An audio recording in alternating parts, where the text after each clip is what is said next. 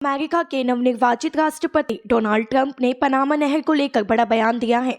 Trump ने Panama नहर को फिर से अमेरिका के नियंत्रण में लाने की धमकी दी। उन्होंने कहा कि पनामा नहर के मध्य अमेरिकी मार्ग का उपयोग करने पर उनके जहाज़ों से काफ़ी ज़्यादा शुल्क वसूला जा रहा है। ट्रंप ने कहा कि अगर ऐसा ही चलता रहा तो अमेरिका को कहीं दोबारा पनामा नहर पर नियंत्रण न करना पड़े। ट्रंप के बयान के बाद पनामा के राष्ट्रपति की भी प्रतिक्रिया आई है।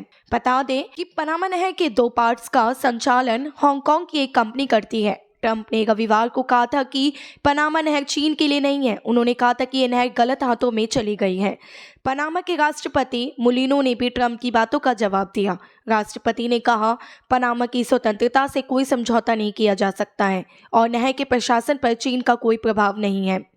मुलिनो ने पनामा नहर से गुजरने वाले जहाज़ों पर लगने वाले शुल्क का भी बचाव किया और कहा कि ये मनमाने ढंग से निर्धारित नहीं है, इसे एक्सपर्ट्स ने तय किया है।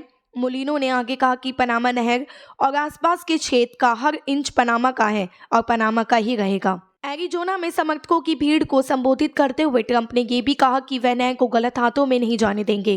कार्यक्रम के बाद ट्रंप ने ट्रूथ सोशल पर अमेरिकी ध्वज की एक छवि पोस्ट की और कहा कि अमेरिकी नहर में आपका स्वागत है। ट्रंप ने कहा कि क्या किसी ने कभी पनामा नहर के बारे में सुना है। उन्होंने कहा कि पनामा नहर में हमें उसी तरह से ठगा जा रहा है जैसे हमें हर जगह ठगा जा रहा है।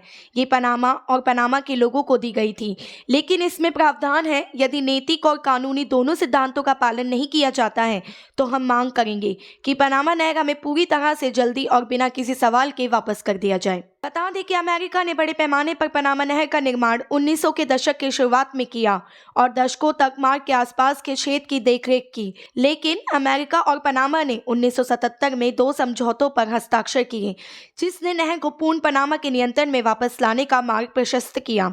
अमेरिका ने 1999 में मार्ग का नियंत्रण पनामा को सौंप दिया था।